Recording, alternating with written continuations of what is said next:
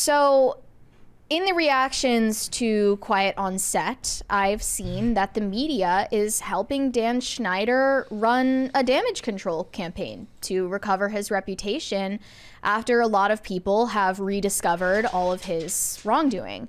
And he recently did an exclusive interview that was released by The Hollywood Reporter. And here is just the most obviously pre-scripted, possibly even paid for interview I might have ever seen. It's about 20 minutes of bullshit, and every question was screened beforehand. Dan Schneider has scripted answers for every last one of them. But let's hear him out firstly on why were you getting your coworkers to give you massages? Here we go. Let's talk about the massages. Okay. Watching the content yesterday, it was disturbing. It was wrong. It was wrong that I ever put anybody in that position. Look at him. It was the wrong thing to do. I'd never do it today. I'm embarrassed that I did it then. I apologize to anybody that I ever put in that situation. And even additionally, I apologize to the people who were walking around Video Village or wherever they happened, because there were lots of people there who witnessed it who also may have felt uncomfortable. So I owe them an apology as well. Yeah. Yeah, and then he addresses that he was a big meanie and he needed to be nicer to people at about 3 minutes in. Yeah. Let's look at that. To those people, because I hate that anybody worked for me and didn't have a good time.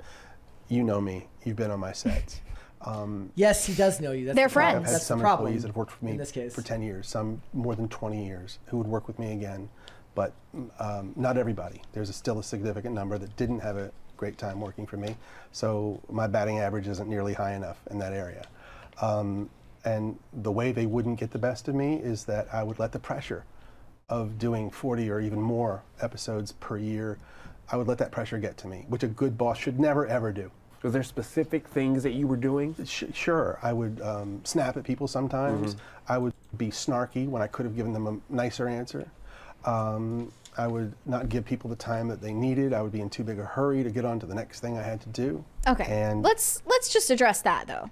So Dan Schneider is a jerk with a big ego. I really think that is the least of our worries after watching Quiet on Set. I've tried to, like, so one of the things I was trying to explain is that, look, you have to kind of sector it off into different things. Watching pornography on set, ridiculously inappropriate and wrong. Getting massages from people on set, ridiculously inappropriate and wrong. And criminal with the kids, right? Like if they can't consent to that. Okay, all of these things. But the idea of yelling at people on set, like, to be a director, to be a showrunner, as you said in your tweet, and it is true that a lot of them have to be tyrants because it is a massive undertaking with a lot of people involved, and it requires that one person with a lot of power to kind of consolidate that power and move the ship as it needs to go. Unfortunately, that's what allows this level of stress to build up, power to kind of all come together, and it's released in really, really bad and inappropriate ways. Yeah, I felt like this documentary toward the end tried to downplay that Dan Schneider was talented.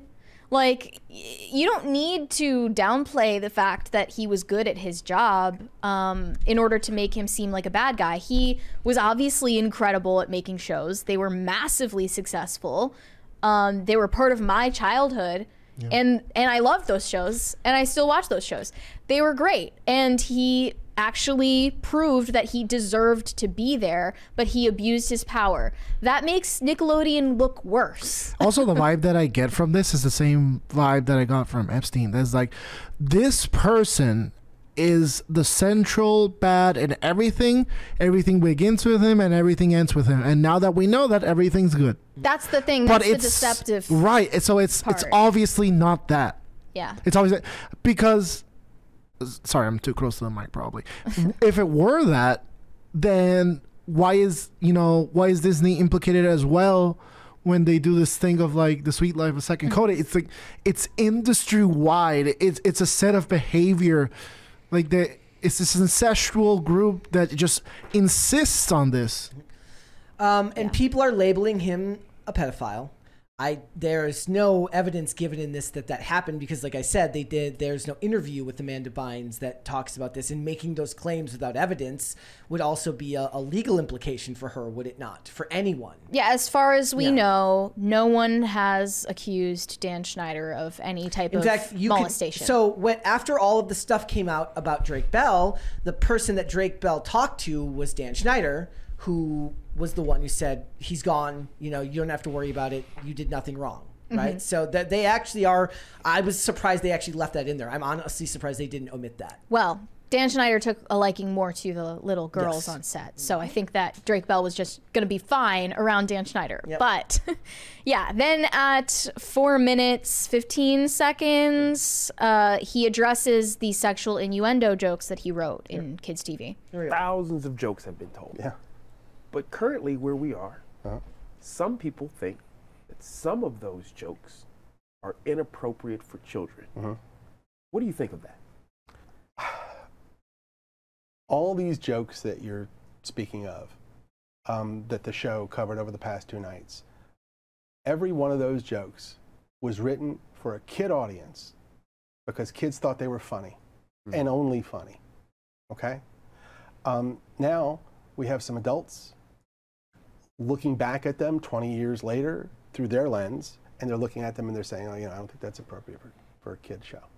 And I have no problem with that. If that's how anyone feels, let's cut those jokes out of the show. Just like I would have done 20 years ago or 25 years ago. I cut it. I want my shows to be popular. I want everyone to like. The more people who like the shows, the happier I am. Yeah. So if there's anything in a show that needs to be cut because it's upsetting somebody, let's cut it. So I think it's big for you to say with your work, if it's viewed as that today, you don't have a problem. Cut it. Cut it. I mean, that's a solution. The last thing I want to This is crazy. Isn't this interview just such a mindfuck? Like, I mean, like, wow, you got a solution. That's crazy. Like, I mean, it's just so intellectually dishonest. Like, they really think that we're so stupid. Like, you wrote those jokes to be sexual, Dan. Like, we see that. Okay. Obviously. Okay, so this interview is obviously not made for any of us in this room. No. And one of the things that annoys me to no end in the culture war is that everything is binary. There is no shade of gray. You're either on one side or on the other side. And this topic about inappropriate things happening to women and children is the most evident of it. Because for some reason, the being up in arms about this is seen as like the kind of like a dissident right-wing take, and it's mocked to a point. It's like, oh my god, they're like obsessed with it. But moral panic. It's true, but it's the phrase is like save the women and children, and I just feel like instinctually it is within us to like protect the people that are the most vulnerable, and I just don't get how that instinct is not within them being I guess the people that are opposite me in the culture war in a vast simplification, and it just feels like this should be human. Yeah, it does. Like, do you really want to own me that like, oh my god, I don't care, like that bad? A partisan issue this time around. It is turning into a partisan issue because look at the extremist faction that's trying to normalize pedophilia, trying to normalize sexualizing kids. Now, it's been an incremental process that began years ago. I mean, look at Brooke Shields. Like, this has been going on, but only now is it kind of turning into a partisan issue, which it should not be, but it is. I feel like they unite around this being a straight white guy in this one. Because, like, we have the issue with it because we talk about the disgusting nature of Hollywood in general. Right, but if this was somebody of a different persuasion, I don't think they. But Brett, that's how they paint it too. Like Larry Ender, the black face of white supremacy. Exactly. Yeah. But exactly. it's the workaround is what you're saying is like linking it to whiteness, but still it's which is why they talk about racism earlier in the special. Yeah. Dan Schneider is Jewish. Okay, just mentioning that. Also, and I do want to point. Somebody says this interview is terrible. Yes, because the interviewer is somebody who worked on the show. This is a guy who was a recurring guest star on iCarly. He was an adult on set, and he wants to say that the children had an environment of trust. And this is what I mean when I say this. apology isn't meant for us, and probably not for our audience as well, because when you see all the things that are laid out, it's so obvious. It's the guy seemingly repenting. It's a minority interviewer being as a voice, because like if there's anything that progressives do is like they always have minorities carry the water for them in a way to legitimize their points of view.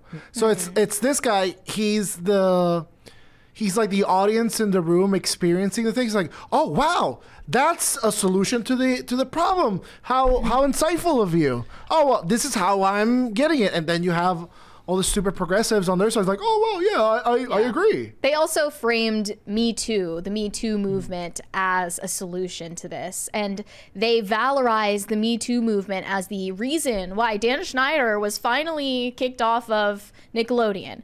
But they're saying like, oh, everyone just woke up one day and they just realized that being mean is bad and we should fire people who are mean. Which is and it's completely like, rejects human nature from so many of these people. No, like one day a huge mountain of scandals started piling up and people in a boardroom at Paramount said, we have legal liabilities, so let's get rid of our liabilities. That's what happened.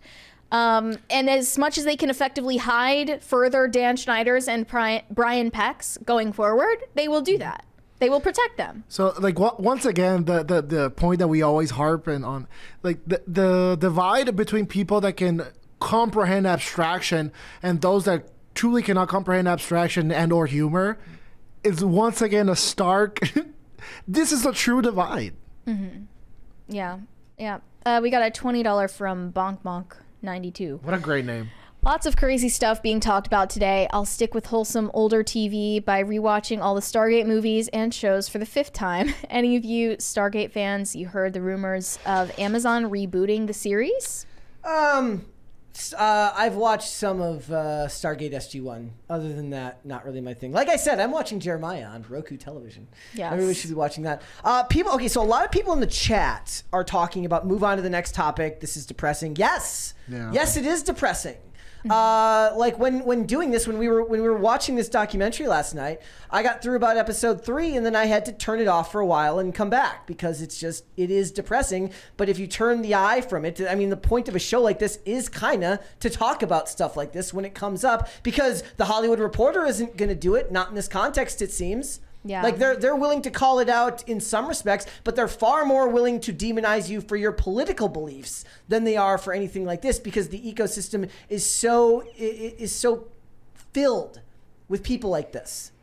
It's just not going to change. Right. So even if it's not going to change, the best thing we can do is talk about this. So hopefully some parent out there might catch this show. I saw a great comment the other day, said, I was turned on to this podcast by my daughters, which I was like, wow. Like if somebody can watch this and be like, oh, maybe I don't want my child to be left alone with a Hollywood executive producer. We think of that as second nature, as common knowledge. Maybe not everybody knows that. And maybe it takes segments like this and people talking about stuff like this to make it more commonly known. And also, this documentary is pop culture right now. Yeah, Like, this it's is like all- literally everyone. It's all the rage. This is all Twitter was talking about yesterday. Yeah. It is. Yeah, and today. Thanks for watching. Listen to full episodes of Pop Culture Crisis on Spotify. Keep up with us on social media and make sure you subscribe and ring that bell so you never miss the show. Bye, guys.